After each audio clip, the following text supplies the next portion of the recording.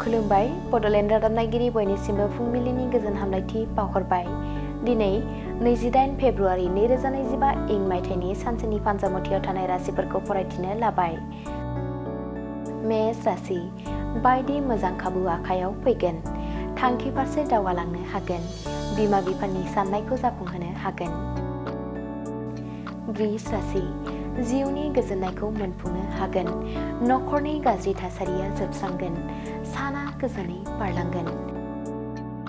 मिथुन राशि सिखिरि सुबुंफोरजों समाजाव बांसावजानो हागौ। दाय गैयालासे बदनाम मोननो हागौ। बाथ्राफोरखौ सानै हयै बुंनाया गाहाम। कर्कट राशि देहायाव हरखाबै दुखु मोननो हागौ। सानाय सुनाय बेरामजों भुगिनांगोन। जानाय लोंनाय खम खालामनांगोन। सिंह राशि गोबाव समनि जेंनानिफ्राय बारग'नो हागोन। जिउनि सुथुरफोरखौ फेजेननो हागोन। नखरनि सुबुंफोरजों गोरोबलायनानै थानो हागोन। कन्या राशि फरायसाफोरनि थाखाय गाहाम सान। साननाय लुबैनाया जाफुंगोन। गावनि थांखियाव दावगानो बोलो मोनगोन। तुला राशि गोसोखौ उरां फारां मोनगोन। नंखाय बाथ्रा बुंनानै हमजानो गिगोन। सुथुरजों सोफै सोफै खालामजागोन। वृश्चिक राशि मेगन गोसा सुबुंनि नोजोराव गोग्लैनो हागौ। जेरावखि थाङा गोजोन गैयै जागोन। जानो लोंनो खहाबै जागोन।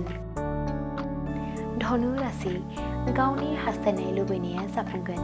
बिहाव बिखुनजोनि अननाय मोनगोन। बारि बागानफोरा मोजां फिथाइ होगोन। मकर राशि रांखावरिनि आंखाल जागोन। गोबां दुखु जेंनायाव गोग्लैगोन। गोजान लामा दावबायनो हानाय नङा।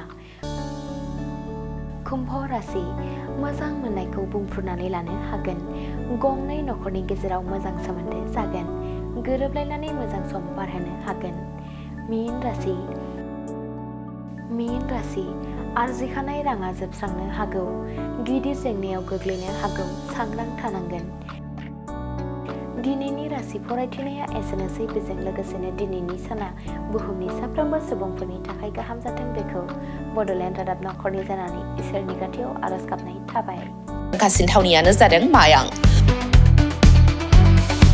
मायांखौ सादु बिद्यानि रायजो होननानैबो मिथिनाय जायो।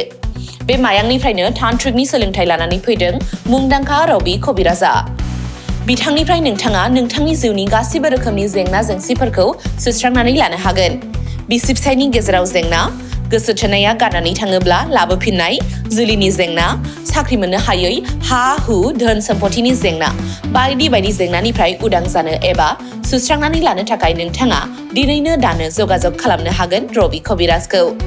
रबि कबिराजखौ जगाजग खालामनो थाखाय मबाइल नाम्बार 7099193841 एबा 7086047381 आव कल खालामनो हागोन।